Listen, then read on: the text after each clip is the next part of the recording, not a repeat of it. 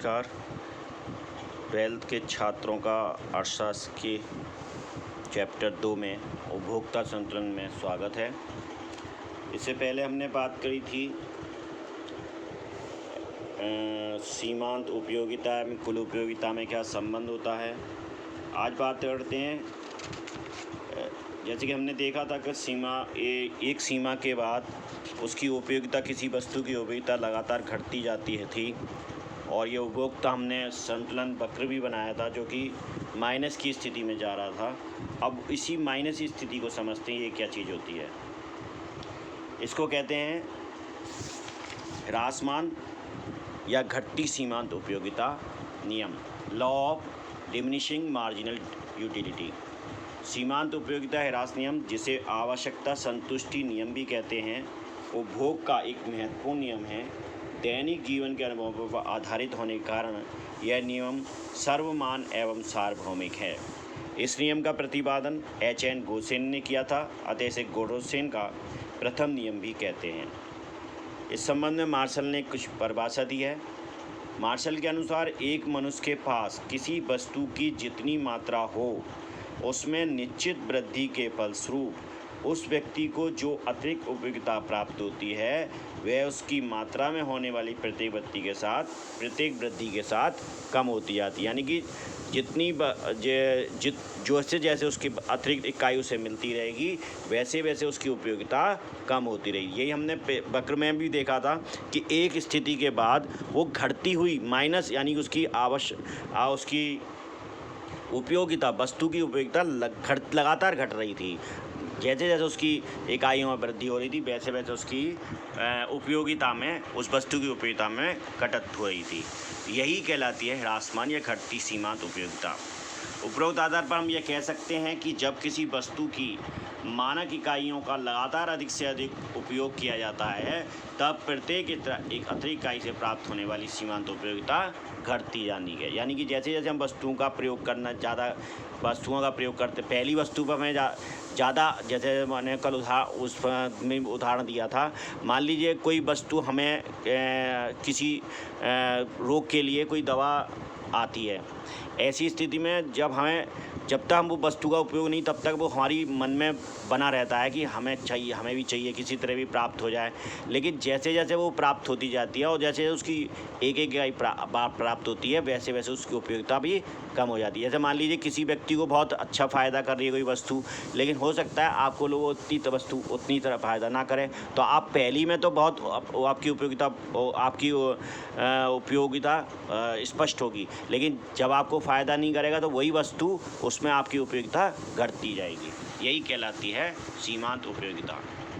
घटती सीमांत उपयोगिता नियम के लागू होने की आवश्यक शर्तें अथवा नियम की मान्यता, यानी किन धाराओं में, किस अवस्थाओं में ये नियम लागू होगा, वो समझते हैं।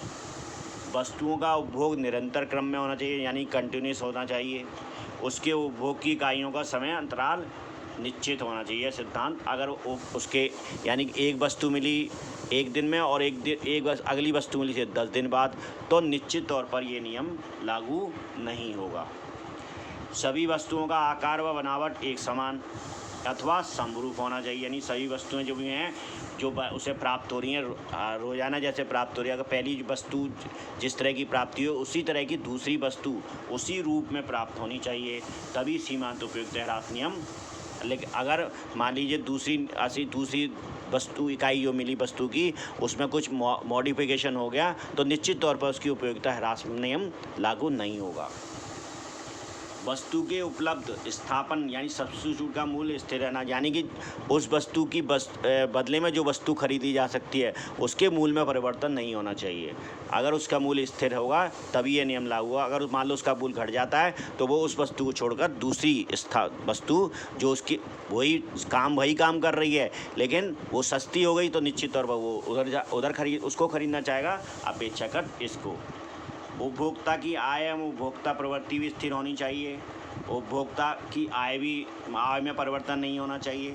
उपभोक्ता के फैशन, रुचि और स्वभाव में भी परिवर्तन नहीं होना चाहिए। अगर ये परिवर्तन होगा तो निश्चित तौर पर इस नियम का फॉलो नहीं हो सकता। एक समय विशेष पर व्यक्ति की एक ही आवश्यकता अध्ययन किया जा सकता है, सामूहिक आवश्यकताओं का यह सिद्धांत लागू नहीं। अगर कई वस्तुओं पर ये नियम लागू होता है या नहीं, तो अगर ये देखना चाहे तो ये संभव नहीं है। केवल एक वस्तु के अध्ययन पर ही यह आवश्यकता के पर ही अध्ययन संभव है। इसको थोड़ा सा इसके माध्यम से समझते हैं। जैसे आइसक्रीम की इकाइयाँ दे रखी है उसकी, और सीमांत उपयोगिता दे रखी है। पहली आइसक्रीम की इकाई जो होगी उस पर सीमांत उपयोगिता 20 है, 2 पर 16 हो रह जाएगी, तीसरी आइसक्रीम पर 10 रह जाएगी, चौथी आइसक्रीम पर 4 रह जाएगी, और 5 पर स्थिति क्या हो जाएगी, 0, पूर्ण तृप्ति हो जाएगी यहाँ पर जो है। और अगर छठी वस्तु भी आइसक्रीम प्राप्त करता है तो -6 में वो चला जाएगा, यानी उस वस्तु की आइसक्रीम की उपयोगिता यहाँ 6 हो जाएगी। अब ये संतुष्ट 5वां तो ये हम इससे देखते हैं। देखिए लॉ ऑफ डिमिनिशिंग मार्जिन क्या कहता है, MU कर्व, ये MU कर्व है, ये वाली ABCDEFG, ये उसने एक यूनिट ऑफ आइसक्रीम दे रखी हैं और ये यूटिलिटी दे रखी है उसकी। तो पहली आइसक्रीम पर उसकी यूटिलिटी थी 20, यानी कि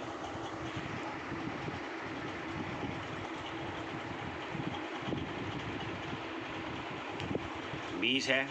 तो यहाँ पर हमने देख लिया 20 पर पहुँच गया A बिंदु। तो इसी तरह दूसरी आइसक्रीम पर उसका घटता हुआ स्थिति हुई, 16 हो गई, तीसरी पर और कम हो गई, चौथी पर और कम हो गई।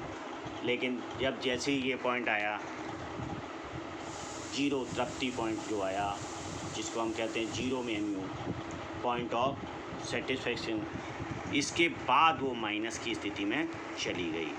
यानी कि जो उसकी बस आइसक्रीम की जो उपयोगिता थी, सीमांत उपयोगिता किस में चली गई, माइनस में, यानी कि नेगेटिव यूटिलिटी हो गई। ये कहलाती है सीमांत उपयोगिता या उपयोगिता ह्रास नियम। अब बात करते हैं सम सीमांत उपयोगिता का नियम अथवा सीमांत उपयोगिता के प्रयोग द्वारा उपभोक्ता का संतुलन।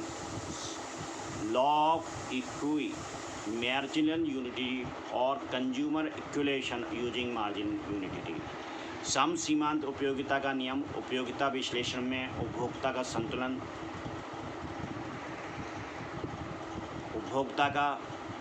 संतुलन स्पष्ट करता है।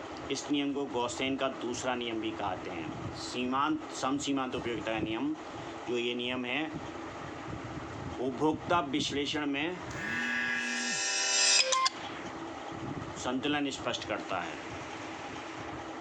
उपभोक्ता एक विवेकशील प्राणी है जिसका उद्देश्य सीमांत आय को उपभोग के अन्य क्षेत्रों में इस प्रकार बांटना है कि उसे अधिकतम संतुष्टि मिले। इस नियम का आधार प्रतिस्थापन नियम है, जिसके अनुसार उपभोक्ता कम लाभदायक वस्तुओं को अधिक लाभदायक वस्तुओं द्वारा प्रतिस्थापित करता है। इस प्रतिस्थापन का यह क्रम सभी उपभोग वस्तुओं की सीमांत उपयोगिता एक समान होने तक चलता रहता है। एक उपभोक्ता संतुलन की स्थिति तब प्राप्त करता है जब अपने कम क्रम में परिवर्तन स्थिति ना रखे, इस स्थिति में और उसे अधिक संतुष्टि प्राप्त हो सके। ये कहलाता है सीमांत उपयोगिता प्राप्त में उपभोक्ता का संतुलन। अब यहाँ बात करते हैं सम सीमांत उपयोगिता नियम कहता क्या है। अभी हमने जो बात करी सम सीमांत उपयोगिता नियम का कथन क्या है। यह नियम यह स्पष्ट करता है कि एक उपभोक्ता अधिकतम संतुष्टि प्राप्त करने के लिए अपनी आय को विभिन्न वस्तुओं पर इस प्रकार व्यय करता है कि प्रत्येक वस्तु पर खर्च की गई रकम की अंतिम इकाई से प्राप्त होने वाली सीमांत उपयोगिता आपस में बराबर हो। यानी कि जो वस्तु क्या होता है, हर व्यक्ति के पास एक सीमित साधन होता है, यानी सीमित आय होती है और उसको बहुत सी आवश्यकताओं को अपनी पूरी करना होता है। ऐसी स्थिति में वो विभिन्न वस्तुएं खरीदता है, तो विभिन्न वस्तुओं वो इस तरह से व्यय करेगा ताकि उसका खर्चा उसकी आय में ही उस सारी आवश्यकताएं उसकी पूरी हो जाएं। यानी कि उसको सीमांत उपयोगिता सभी वस्तुओं से बराबर मिलती रहे, जिससे कि वो अपनी सीमित साधनों में अधिकतम आवश्यकताओं को पूर्ति कर सके।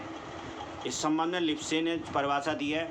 लिप्से कहते हैं एक उपभोक्ता जो अधिकतम उपयोगिता प्राप्त करना चाहता है वह विभिन्न वस्तुओं पर इस प्रकार व्यय का बंटवारा करेगा कि प्रत्येक वस्तु पर खर्च होने वाली अंतिम इकाई से होने वाली उपयोगिता उसके लिए बराबर हो। यानी कि प्रत्येक वस्तु जो वस्तु उसकी आवश्यकता है, जिसकी आवश्यकता के लिए जिस आवश्यकता के लिए वो वस्तु खरीद रहा है, वो प्रत्येक वस्तु है उसकी सीमांत उपयोगिता को स्पष्ट करें। यानी कि वस्तु पर खर्च जो उसका पैसा इनकम हो रही है उसको उससे उसे पूरी संतुष्टि प्राप्त हो जाए।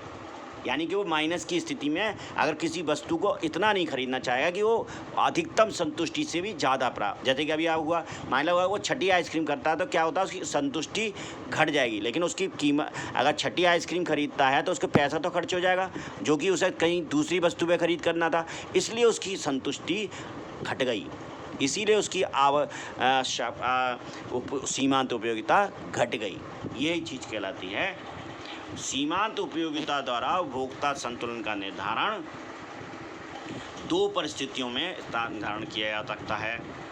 दो परिस्थितियां हो सकती हैं ऐसी स्थिति में, एक वस्तु का उपभोग कर रहा हो वस्तु वो, या दो से अधिक वस्तुओं का उपभोग कर रहा हो, तब ऐसी स्थिति में सीमांत उपयोगिता निर्धारण का क्या कैसे समझते हैं। एक ही वस्तु के उपभोग की स्थिति में उपभोक्ता संतुलन वो कैसे रखेगा। जब कोई उपभोक्ता किसी वस्तु को खरीदता है तो वह उसके लिए कीमत के रूप में मुद्रा का परित्याग करता है। लेकिन निश्चित बात है जब वो किसी वस्तु को खरीदेगा तो उसके लिए उसे मुद्रा का पेमेंट करना होगा, जिसके बदले उसे वस्तु के उपभोग से कुछ उपयोगिता प्राप्त होती है। निश्चित तौर से अगर कोई वस्तु उसे प्राप्त हो रही तो वो ऐसी वस्तु करेगा जिससे कुछ उसे मिल रहा हो, उसकी कोई उपयोगिता हो, अन्यथा बिना उपयोग वाली वस्तु के लिए वो पैसा खर्च नहीं करेगा। अगर उससे कुछ उपयोगिता उसे नहीं मिल रही है तो निश्चित तौर पर वो उस वस्तु पर पैसा खर्च नहीं का अपना इनकम का पैसा आय का खर्चा वे एक हिस्सा खर्च नहीं करेगा। सीमांत तुष्टिकरण ह्रास नियम के अनुसार वस्तु की प्रत्येक इकाई के उपभोग से प्राप्त होने वाली उपयोगिता लगातार घटती जाती है। जब हमने देखा कि पहली जब हम पहली वस्तु की इकाई प्राप्त करेंगे तब तो हमें अधिक संतुष्टि ज़्यादा मिलेगी, लेकिन जैसे जैसे हम अधिक दूसरी अतिरिक्त इकाइयाँ उसकी खरीदते रहेंगे उसकी निश्चित तौर पर हम क्या उसकी उपयोगिता कम होती जाए, उस वस्तु की उस पर्टिकुलर वस्तु की उपयोगिता कम होती जाएगी। अतिरिक्त उपाय से प्राप्त होने वाली उपयोगिता लगातार घटती जाती है, क्योंकि इस नियम की मान्यता के अनुसार अतिरिक्त इकाइयों के बदले में दी जाने वाली कीमत स्थिर रहती है। ऐसी स्थिति में एक विवेकशील उपभोक्ता किसी वस्तु का उपभोग उस सीमा तक करेगा जहाँ तक उस वस्तु की उपयोगिता मुद्रा की उपयोगिता के बराबर हो जाती है। यानी कि जितना उसे उस वस्तु पर खर्च करना है उतने तक तो वो उसकी वस्तु को खरीदता रहेगा, लेकिन जब उसे वो क्योंकि पैसा खर्च करना पड़ रहा है, हर अतिरिक्त इकाई के लिए उसे अपने पैसा खर्च करना पड़ रहा है, तो निश्चित तौर पर दूसरी आवश्यकताओं को टालना पड़ेगा उसे। ऐसी स्थिति में क्या होगा उसकी उपयोगिता घटती जाएगी, हर अतिरिक्त इकाई की उपयोगिता उसके लिए घटती जाएगी।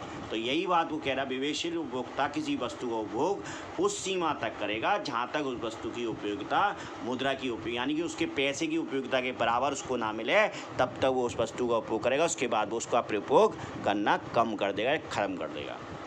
अब बात करते हैं उपभोक्ता संतुलन क्या होता है, किस तरह से हम इसको निकाल सकते हैं। तो उपभोक्ता संतुलन बराबर होता है MU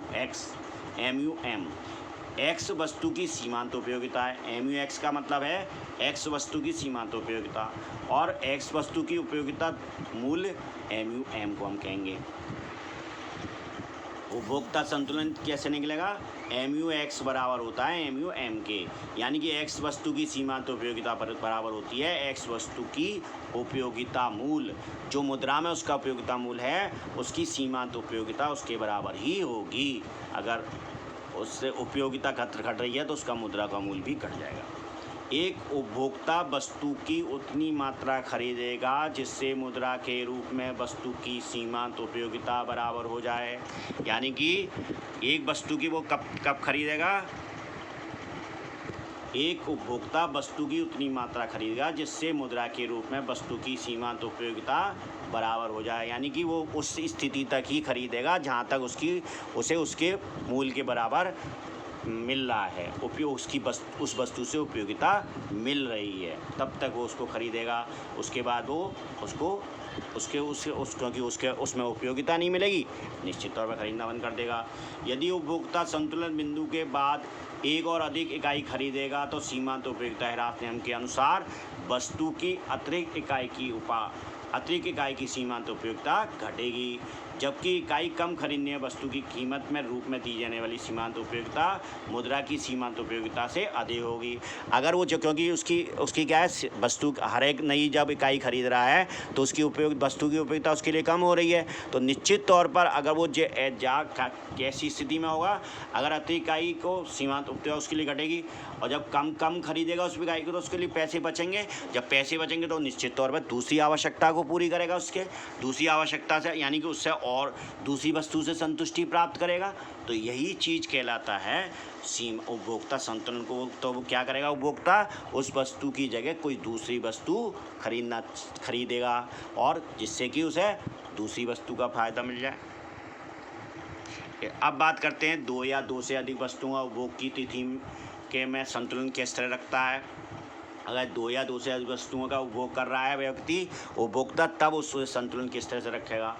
दैनिक जीवन में उपभोक्ता अपनी समस्त आय को केवल एक वस्तु के ऊपर, ये तो हम देखते हैं अपने दैनिक जीवन में कि एक वस्तु के ऊपर ही हम सारा उपभोग, अपनी सारी इनकम एक वस्तु के ऊपर खर्च नहीं करते, बल्कि वह अपनी आय को दो या दो से अधिक वस्तुओं के उपभोग पर इस प्रकार व्यय करेगा, अपने वैसे अधिक तो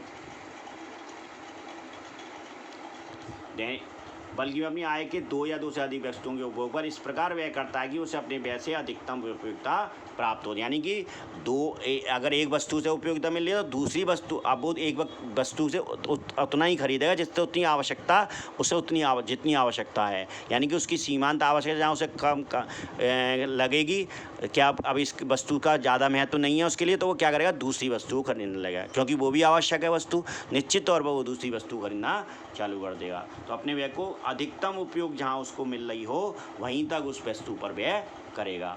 उपभोग वस्तु की कीमतें समान होने की दशा में उपभोक्ता संतुलन का बिंदु उस दशा में स्थापित होगा जहाँ प्रत्येक वस्तु की अतिरिक्त इकाई से प्राप्त सीमांत उपयोगिता मुद्रा की सीमित तो बराबर होगी। यानी कि जो मुद्रा की सीमांत उपयोगिता होगी वो प्रत्येक वस्तु के बराबर होगी, तभी वो वहीं पर अपना उपभोक्ता संतुलन प्राप्त कर लेगा। तो इस संबंध में हम MUX बराबर होता है MUY बराबर MUM। यहाँ MUX तथा MUY वस्तु X तथा Y की सीमांत उपयोगिता हैं तथा MUM वस्तु की इकाई की सीमांत उपयोगिता हैं। उपभोग वस्तुओं की कीमतें अलग अलग होने की दशा में, अगर उपभोग वस्तुओं की कीमतें अलग अलग हैं तो ऐसी स्थिति में मुद्रा की सीमांत उपयोगिता बराबर होगी X वस्तु की सीमांत उपयोगिता बटे X वस्तु की प्रति इकाई कीमत बराबर होगी Y वस्तु की सीमांत उपयोगिता बटे Y वस्तु की प्रति इकाई कीमत। ये कहलाता है सम सीमांत उपयोगिता नियम या सीमांत उपयोगिता के प्रयोग द्वारा उपभोक्ता का संतुलन। धन्यवाद।